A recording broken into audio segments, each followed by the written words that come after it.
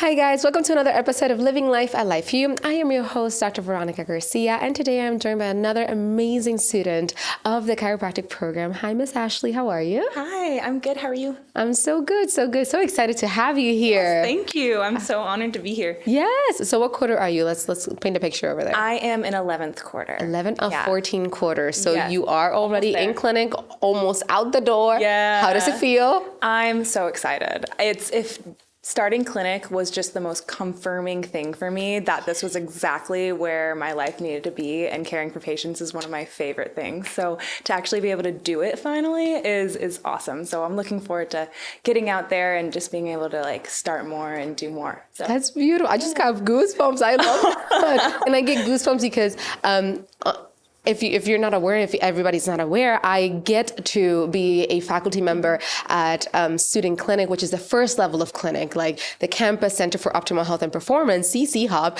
And it's so beautiful to know that for you, that experience was just confirming that you were exactly where you needed to be. And that's all that we want for all of our future colleagues. I love that. All right. So talk to me about what inspired you to become a chiropractor. Yeah. So I love that question. So I was a patient at a chiropractor's office, and then she asked me to be a CA or chiropractic assistant. And throughout that process, I just got to meet so many patients, and one in particularly really made such an impact on me. She came in with several seizures a week. She had gotten into a really bad car accident, and since that, it was like 2 or 3 years before she sought care, and she basically kind of lost her life in that sense. Her, not like real life, obviously, but just she was, again, having several seizures a week. As she was on a walker at 26, and her dad was holding her up when she came in. She had a walker, we had all these things. And within 6 months of care, she went from that to getting a job at Chili's as a waitress, which you can't do with a walker. Yeah, so she's walking normally. She was able to get her license back. She wasn't having seizures anymore. And it was just a really powerful story. And as I watched her, each level of care, each time she came in and was moving better and hadn't had as many seizures and all of these things, it was just so incredible to me that I was like, I have to be a part of this. I have to watch this happen daily. This is the coolest thing in the world. So that's kind of what sent me. And then I was down the street from Life University, and it was kind of my backyard. So when you see the best school in your backyard, you were like, yeah, okay, that makes it easy. I'll just sign me up. Yeah. So it was pretty quick. Yeah, it was awesome. That's awesome. So you are from Georgia. Yeah. Mm-hmm. We don't get to meet a lot of people from Georgia. So every time I meet you, I'm like a gem. Oh my God. No, yeah. I'm honestly so glad I stayed in Georgia and got to experience it through the Life U lens, and just got to enjoy all of the sites more. And the campus is beautiful. Georgia's weather is awesome. So it's been, I love it. Well, not right now. For the Puerto Rican self. But so you do have a particular interest in upper cervical chiropractic. And I think that it's time to shine a light, because it was the essence of chiropractic from the very, very beginning. Mm-hmm. So talk to me a little bit about upper cervical, and why was it even kind of the root of how everything started? Oh my goodness. For those who know me, she just asked me my favorite question to ever be asked. So thank you. It's my favorite topic in the world. But yeah, so every miracle story you hear in chiropractic, including the story I just told, it always ends the same way. And it goes, and then I adjusted her atlas and everything cleared up. And then and it's always so focused on atlas. And for those of you that don't know what atlas is, it's the first bone in your neck. So it's a really crucial region of the body. And it has so many different interconnections with other different systems, and it affects so much of your body. So with that kind of power, to quote Spider-Man, that kind of power comes a lot of responsibility. And so when you're getting into it, you realize you need some level of precision and objectivity to both know when to adjust that patient, because if it's off, you need to put it in the exact right spot, and you can really maximize your results in that way. Yeah. But it also, that precision is in how you adjust as well.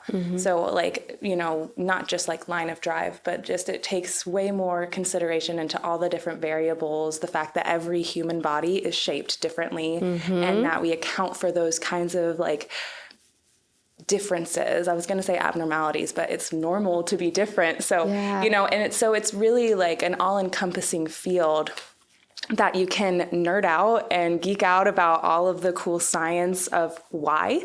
My brain's also one of those that's like, tell me why. I'm like a 3-year-old. Why? And so when it comes to that, like the upper cervical approach kind of tends to give answers to those miracle cases. Like, why was it that her seizures went away? And when you nerd out into the like subluxation theories, you'll see those reasons. And then you'll also see like several research articles saying, oh, I've seen the same things and this is what I've seen in my clinic and here's how I've changed things. And so it really satisfied that why questioning spirit that I had.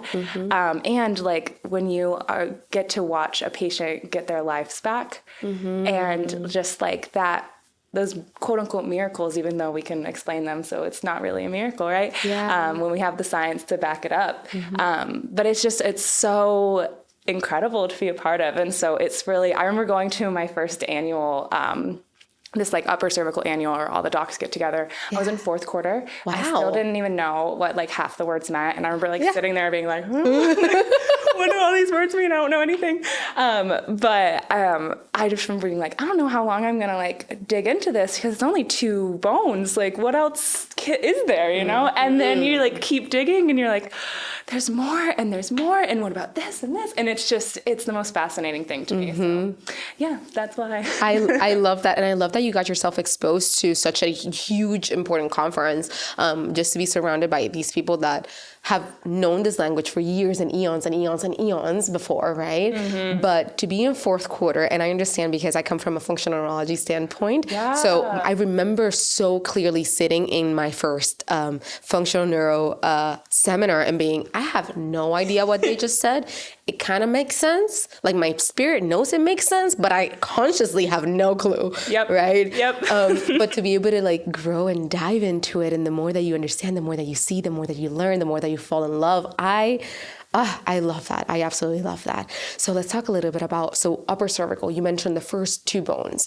Right? So we have the base of our head, which is our occiput, and then we have 2 bones immediately after.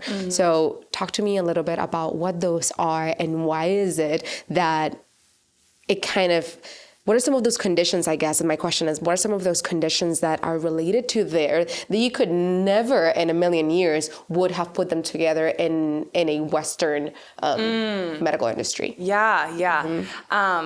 like she mentioned, first 2 bones, so atlas axis or C1, C2.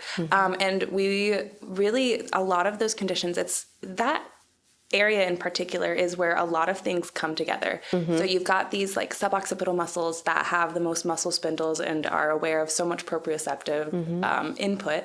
So proprioceptive means like where you are in space and like, you know, so how you're able to like kind of keep your head on straight. It also, so it affects a lot of different conditions and like, you know, vascularity, you know, there's a ton of things that we can get into, but the really cool conditions that we get to see are things like multiple sclerosis and trigeminal neuralgia.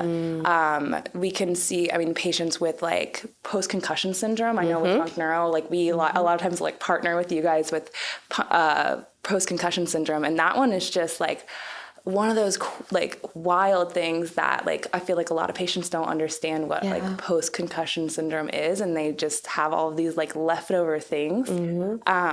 And then like even just simple things that patients typically report after being under care is they are sleeping better, which I mean, we know that like when you're sleeping, you're healing. And so like there's a slew of other conditions that it helps just by the patients being able to sleep better and, you know, clearing up brain fog. I mean, we can dive into like how CSF flow and all the other nerdy things, but it's just a really interesting line of work because you do a lot of times with these upper cervical doctors, as well as like the Funk Neuro docs, you see patients on their last hope. They're like, I've tried everything. I've been to 3 neurologists. I've tried these surgeries. I've had no relief. And and then you watch them get better, you know? So it's really cool, or like get relief in those situations. So it is like a fun, there's really no cap on what we can treat, but with that, it kind of comes with a knowledge of what the red flags are, and a knowledge of is it my problem or is it something else? Like, is it for vertigo, for instance, you know, is that coming from the neck? And if it is, then we are excellent at that and we have great results. But if the vertigo is stemming from the semicircular canals in your ear, then you should look at that with like someone who can help you with that. Right. And a lot of times the answer is both, you know, it's coming from the neck and the ear. And so like, it's cool to watch these doctors develop really good interprofessional relationships with a lot of providers, and kind of cross that bridge into the medical community and be able to like co-manage their patients really effectively. Thank you for saying that, because you literally stole the words out of my mouth. It's so important for, I guess, the world to understand that it's not that if you have MS or seizures or whatnot, you can only see an upper cervical chiropractor. It's more of a, have you even tried it? And how does this individual and that technique and that practice fit into your global circle of people that are here to see you succeed and to see you live and to see you enjoy. Right. So it's really important that we keep that in mind, that it's not just one or the other, it's one and the other. Right. What a beautiful thing. So where are you? You're in 11th quarter? Yes, you're in 11th quarter, which means that you have one more quarter in outpatient. And then we're going to peak. Where are you planning to peak? So a lot of things are up in the air. It's such a fun, exciting decision to make. You know, classes, and if you're a part of life, you know that like your plans are not always the plans that accurate you want. But I mean, it's really cool because the opportunities are kind of endless. So I'm still just weighing out options and seeing exactly where. The really nice thing is that I have options, you know, so just kind of praying through those decisions as I, you know, embark on the next phase. But really the options are limitless in this particular field, because I mean, in chiropractic in general, you can do, I mean, it's such an open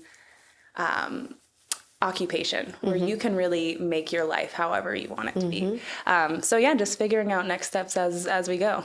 I'm so excited. I'm so glad that you took a chance on yourself and then you just went down the road from where you lived to just be able to experience the beauty of chiropractic through Life University's lens, but also just through Ashlee's lens, and to be able to shape that into your unique story. I'm so proud, so excited. I think it's something that as a student you have to do. Like, I mean, I'm sitting here like obsessed with the upper cervical region, right? But like, life particularly offers such a wide variety of open-minded, like from the clubs to the techniques that you get exposed to just like the doctors that we have even on staff and who come and visit.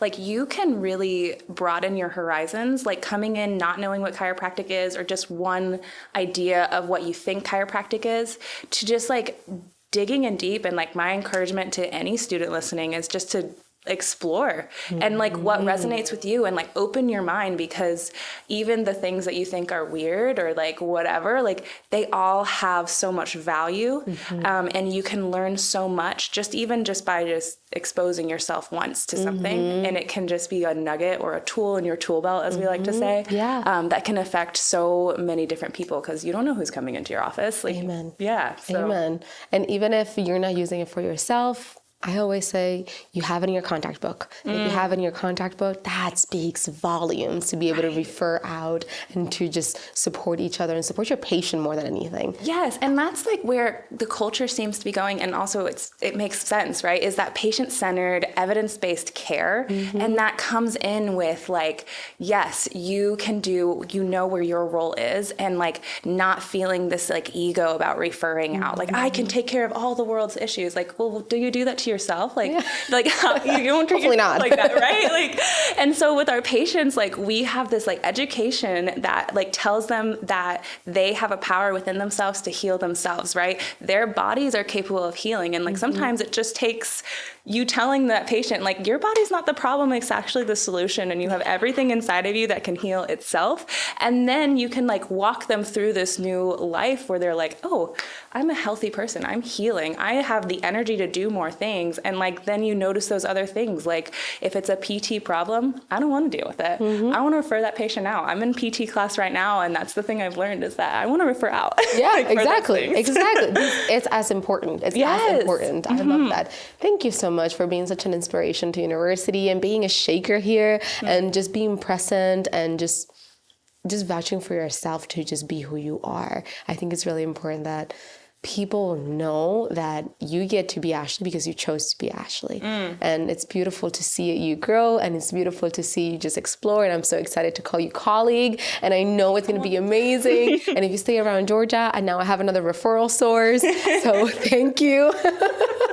Well, no, thank you for having me. It's been a pleasure to just have this conversation. It's like so exciting to be in this profession and to see just like how much that we're able to help people. It's just such a like fulfilling thing to know that like no matter where you go in life, like your job is to literally help people get their lives back. Yeah. So it's inspiring to be here. I love that. Well, thank you so much. I hope you have a beautiful rest of your day, and we'll see you on the next episode of Living Life, I Life You. Bye-bye.